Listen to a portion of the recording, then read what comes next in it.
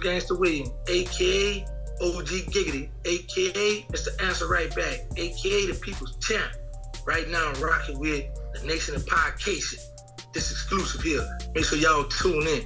Wow. First and foremost, I want to get it out of the way.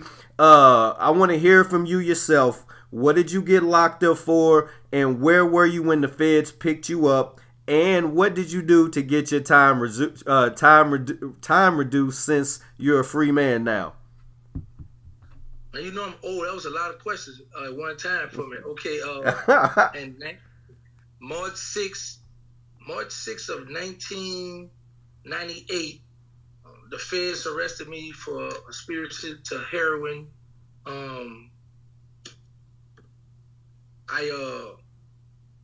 was connected with some people in New York, getting heroin from them, and you know, I was like to the point where I'm not about to pay for no heroin, so I was like, man, listen, when them people come down here, first I was just going to jack them, but they wanted to fly down because they was being slick.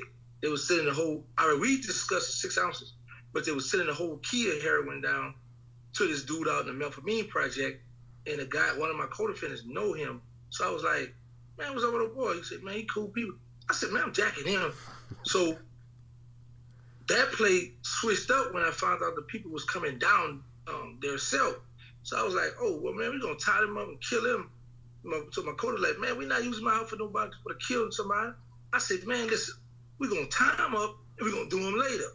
So the feds was listening to my call, and that's what landed me in the fed. I had got a life sentence. When I received a life sentence, you know, I'm in the fed now, so I'm hearing these different stories about how you could get a Rule 35 to get your time cut. So I'm just listening to people, and I been know the homicide for the state didn't want to sit down and talk with me, but I was just like nah, the time wasn't ready. I wasn't ready. So, you know, I hadn't did 23 years, 10 months. But at times that I was like, okay, hold up.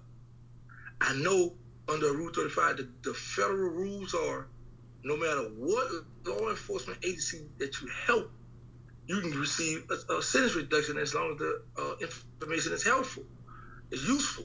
So I was like, oh, I know they want these bodies. Well, actually, I had some guns I was trying to put in the house first. So my prosecutor, he was like, hey, yo, he said, tell Terrence, I'm not trying to discourage him from cooperating, but tell him his case was too violent. We're giving him some guns. Tell him go help New Orleans Police Department with them homicides. Then we'll take them guns into consideration.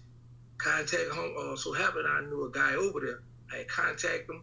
Him and he put it together. He sent for me to come down, and we sat down, and I closed 40 homicides.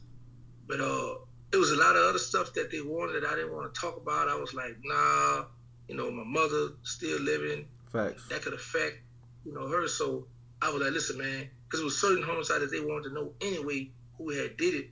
And when I broke it down and told them exactly the gun, the points, you know, where the person was hit at, it was like, okay, yeah, it had to be him or one of his people. So I gave up the homicides. But this is what I want people to understand. It wasn't just the murders that I gave up that freed me. What it was, Donald Trump signed the First Step Act in December of 2018. And the First Step Act allowed people like me that had been incarcerated a long time to file a motion to the court and say, hey, I've been incarcerated this long time. Okay, when I first got locked up, it was mandatory guidelines. Now the guidelines are advisory. So I'm asking the court to reduce my sentence because since I've been incarcerated, I have this certificate, I've been doing this, and this, and it's up to the judge to reduce your sentence. So along with the murders, but let me back up. Before Trump, there was a thing called a 2-level reduction. It was for drugs. Okay.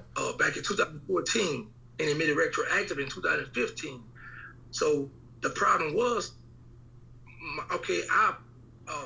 co-defendant, Blabber, it applied to him. So he got the 2-level reduction.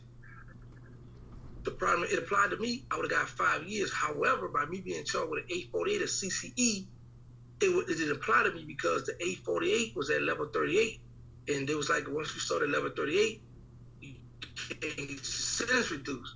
So I was like, man, but the judge, the prosecutor, it was like by Blabber getting his sentence reduced, it was like, man, you know, this guy been doing everything he's supposed to do. His co-defendant never cooperated with us, and we reduced his sentence. So when I filed, the prosecutor tried to get me 40 years. So I'm like, man, 40 years, that's another 17 more years. So the judge just ordered a sentence hearing, and that way we had a chance to both put our arguments out there and to show the judge, hey, I should be released. He was like, hey, you should have 40 because I still had committed a crime while I was incarcerated. No, okay.